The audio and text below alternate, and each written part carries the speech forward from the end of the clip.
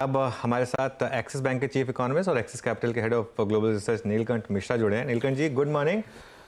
नीलकंठ जी, क्या व्यू रहा आपका बजट को लेकर? और क्लियरली मार्केट का पूरा फोकस सिर्फ कैपिटल गेन्स टैक्स पर था, जो शायद लाजमी भी है, लेकिन ओवरऑल आपने कैसे देखा बजट को? देखिए, ये पहला बजट था एक नई सरकार का, तो इसमें दो बड़े मैसेजेस देखने थे। पहला कि जो सरकार की फिस्कल का फिस्कल स्टांस था कि वो अपना फिस्कल डेफिसिट कम कर रहे थे, फिस्कल स्पेंडिंग की क्वालिटी बढ़ा रहे थे।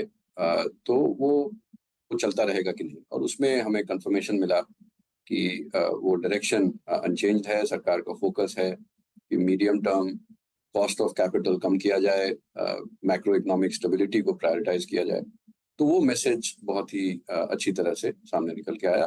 जो कैपिटल गेन्स टैक्स बढ़ाने की बात है, इसमें भी ये टैक्स रैशनलाइजेशन हुआ है। ये अब इतने सारे ड्यूरेशन, कोई 1 साल, कोई 2 साल, कोई 3 साल, अब सब खाली 1 और 2 साल का ड्यूरेशन होगा।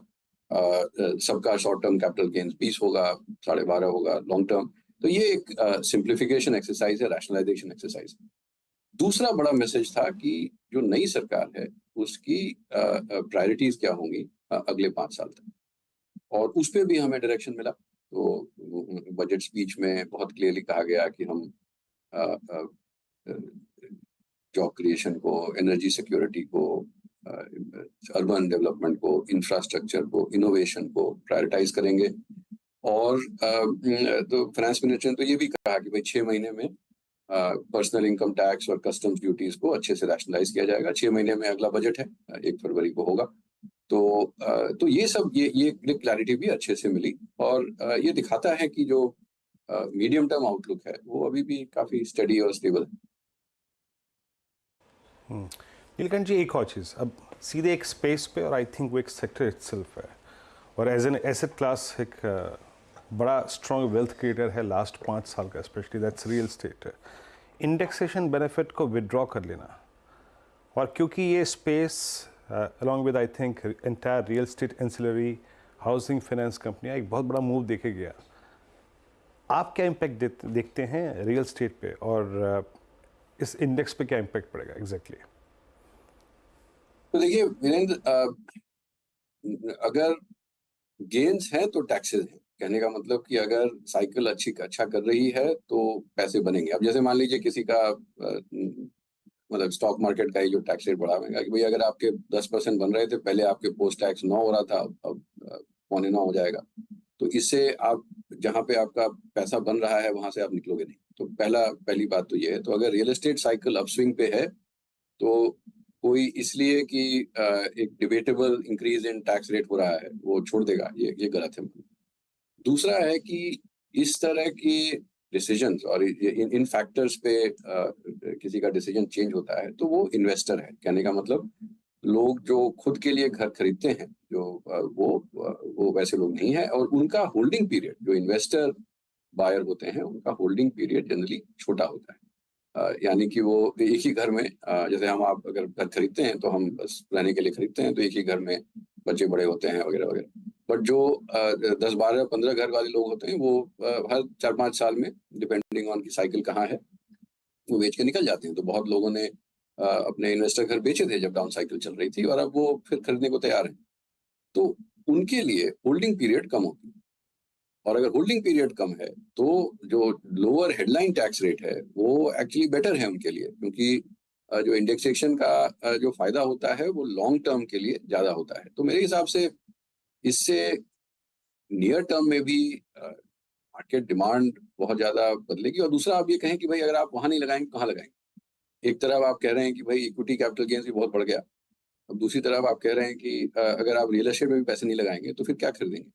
तो मेरे हिसाब से इसका असर बहुत ज्यादा इन्वेस्टमेंट पे नहीं पड़ेगा।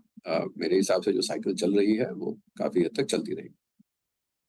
ओके, अच्छा नीलकंठ सर, जब आप आते तो मैंने ये हमेशा सोचा था कि आपसे एक बार मेटल्स पे ज़रूर बात करूंगा। मेटल्स पे आपकी वाकई मजबूत पकड़ है। मेटल्स पे एक प्रश्न मैं आपसे पूछना चाह रहा हूँ।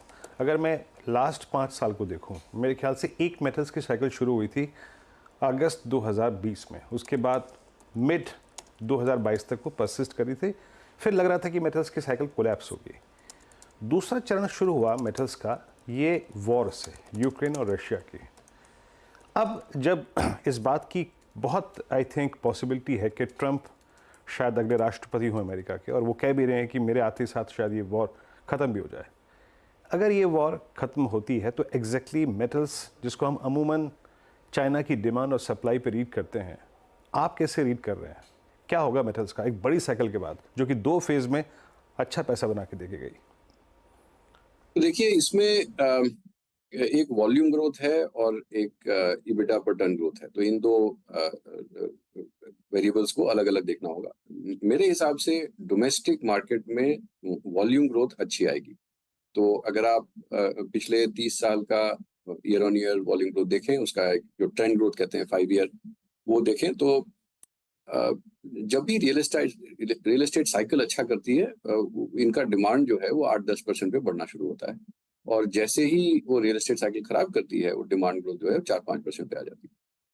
तो अभी जब अपटर्न है, तो इसीलिए ये आश्चर्यजनक नहीं है कि जितनी भी बड़ी स्टील कंपनीज हैं, उन्होंने अपनी कैपेसिटी डबल करने का प्लान बनाया हुआ है अगले 5 साल में।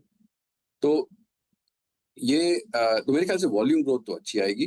अब सवाल ये उठता है कि EBITDA पर टन कितना बनेगा, और इसमें हमें वापस चीन की तरफ ही जाना होगा, क्योंकि चीन में जो रीबैलेंसिंग एक्सरसाइज चल रही है, तो हुआ क्या है कि रियल एस्टेट में उसके लिए डाउन टर्न आ गया, बट वो इन्वेस्टमेंट पूरी तरह से कम नहीं कर रहे हैं। तो क्या उन्होंने उसको ऑफसेट कर दिया है, फिर से इंफ्रास्ट्रक्चर पे फोकस कर रहे हैं और फिर से इंडस्ट्रियल कैपेसिटी पे फोकस कर रहे हैं। तो उसके कारण प्लांट्स बन रहे हैं वगैरह वगैरह, इसलिए स्टील डिमांड जितनी तेजी से गिर सकती थी, बिकॉज वहाँ पे रियल एस्टेट करेक्शन है, तो उन्होंने क्योंकि अब फैक्ट्रीज बनानी शुरू कर दी, इंफ्रास्ट्रक्चर पे और खर्चा करना शुरू कर दिया, तो वो उसके कारण से स्टील डिमांड जो है वो 1-2-5% 3% पे ही गिर रही है, वो 10% पे नहीं गिर रही है हर साल। पर इसका एक नतीजा और भी निकला है, क्योंकि अब वहाँ पे इंडस्ट्रियल ओवर कैपेसिटी इतनी ज्यादा हो गई है कि मेरे हिसाब से चीन के एक्सपोर्ट्स जो हैं वो स्टील की प्रॉफिटेबिलिटी को कंप्रेस करते रहेंगे, और वहाँ की डोमेस्टिक डिमांड जो इम्बैलेंस है वो काफी अब कम होती जा रही है। तो मेरे हिसाब से कोई भी जो कैपिटल इंटेंसिव इंडस्ट्री है, वो सेमीकंडक्टर्स हो, जो कमोडिटी ग्रेड सेमीकंडक्टर, 2-3 नैनोमीटर वाले नहीं, but commodity grade semiconductors, metals, even capital goods, जो भी कैपिटल इंटेंसिव इंडस्ट्रीज हैं, उनके रिटर्न्स को चीन जो है वो सप्रेस करके रखेगा। तो और हमारी सरकार भी प्रोटेक्शन लगाएगी, जैसे ट्रम्प भी बोल रहे हैं कि हम 60% लगा देंगे इंपोर्ट ड्यूटी चीन के अगेंस्ट, बट हमारे यहाँ भी लगाना पड़ सकता है। बट हर इकोनॉमी को ये डिसाइड करना होगा कि जो इंटरमीडिएट गुड्स हैं उनमें कितनी ड्यूटी लगानी है, बिकॉज अगर आप यहाँ स्टील महंगा कर देंगे तो चीन आपको शिप बिल्डिंग में, कंज्यूमर ड्यूरेबल्स मैन्युफैक्चरिंग, हर जगह पे फिर आपको डिफीट करने लगेगा। तो मुझे लगता है कि इसलिए प्रॉफिट पर टन का प्रेशर जो है वो काफी बढ़ सकता है, और इस वजह से एल्यूमिनियम एक सेक्टर है, तो स्टील में मुझे लगता है प्रेशर रहेगा। एल्यूमिनियम में हमारी डिमांड बहुत जोर से बढ़ रही है। मेरे हिसाब से वैसे चीन में भी काफी प्रोडक्शन है और एक्सपोर्ट्स हैं, बट मेरे हिसाब से क्योंकि रिन्यूएबल एनर्जी और इस होल इकोसिस्टम में डिमांड ग्रोथ काफी अच्छी रहेगी ग्लोबली, तो एल्यूमिनियम मेरे हिसाब से प्रेफरेबल मेटल होगा बजाते स्टील। नीलकंठ जी, एक जो मार्केट का सबसे बड़ा पॉकेट है उसने चलना बंद कर दिया है, प्राइवेट बैंक्स। अब कंसर्न्स क्लियरली विजिबल हैं कि जो मार्जिन पर प्रेशर है, लेकिन क्या यही एक कारण है या कुछ और कारण भी है यहाँ पर? क्या ओवर ओनरशिप एक और कारण है, और आप किस तरीके से देख रहे हैं इस सेक्टर को? नहीं, देखिए, बहुत लोगों का ये मानना, और मेरे ख्याल से सही भी है, कि अगर आपकी प्रॉफिटेबिलिटी पीक पे है तो आपकी मल्टीपल कम होनी चाहिए। कहने का मतलब कि अगर आपकी प्रॉफिट जो है वो एनपीएल्स कम होने के कारण, यानी कि जो प्रोविजंस जो जो जो बुक्ड होते हैं पीएनएल में, उनका नंबर अगर कम होता जा रहा है, उसके कारण आपकी प्रॉफिट्स बढ़ रही, तो आपका पी मल्टीपल कम होना चाहिए, which is I think the right way to look at it, कि ये सिक्लिकली अनसस्टेनेबल अर्निंग्स हैं तो उस पर आप छोटी मल्टीपल लेंगे। लेकिन मेरे हिसाब से एक बहुत बड़ी वजह है कि जिसके कारण ये हो रहा है कि अभी भी मार्केट को क्लैरिटी नहीं है कि डिपॉजिट ग्रोथ जो वीक है वो उसकी वजह क्या है, और जो डिपॉजिट ग्रोथ वीक होने का नतीजा क्या निकलेगा और ये इंडस्ट्री की प्रॉफिटेबिलिटी कहाँ सेटल करेगी, आई थिंक इस पे अनसर्टेनिटी है। कहने का मतलब जो एग्रीगेट डिपॉजिट्स होते हैं वो इस पे उनका मतलब वो ये लोग स्टॉक मार्केट में पैसे लगा रहे हैं या कहीं और पैसे लगा रहे हैं, उसका कोई लेना देना नहीं है उससे, क्योंकि अगर कोई म्यूचुअल फंड भी खरीदता है या स्टॉक मार्केट में भी कोई इन्वेस्ट करता है तो वो भी किसी बैंक अकाउंट में ही जाता है।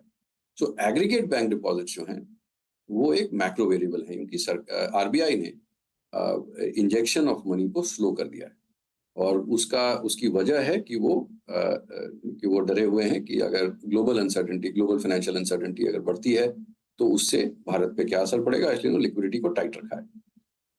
तो इसकी वजह ये है कि अब और इसके कारण क्या हो रहा है कि अब बैंक्स के, क्योंकि वो डिपॉजिट्स पे उनका प्रेशर आ रहा है तो इसलिए उनके निम्स का प्रेशर जो है, और मार्केट को ये पता नहीं है कब तक खत्म होगा।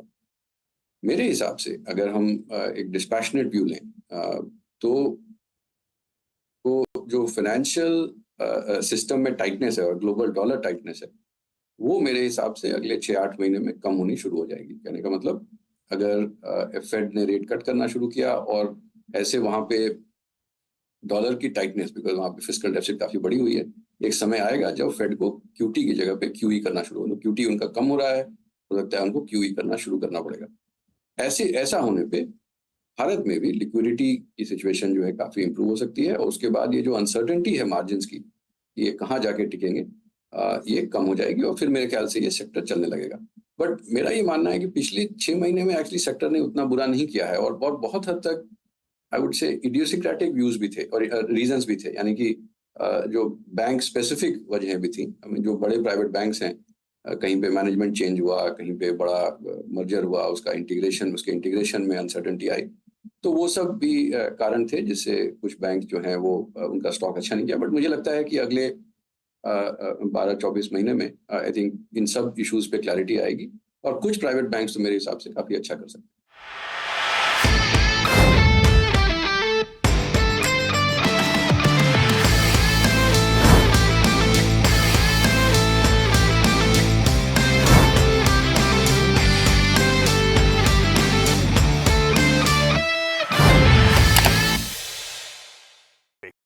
बता दें कि मनी कंट्रोल पर दिए गए विचार एक्सपर्ट्स के अपने निजी विचार होते हैं। वेबसाइट या मैनेजमेंट इसके लिए उत्तरदायी नहीं है। यूजर्स को मनी कंट्रोल की सलाह है कि कोई भी निवेश निर्णय लेने से पहले सर्टिफाइड एक्सपर्ट की सलाह लें।